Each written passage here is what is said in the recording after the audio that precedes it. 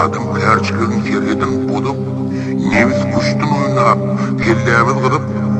kasparıftan olup, karpılıp tutup, onun sağ basına uçtanı çılıp, oğluyla soğurmağa derek, onun bozulmuduk ahlakın bulup, nehe inemizin akvarını sonra, ne de tıkıvarmak esselam yazıp,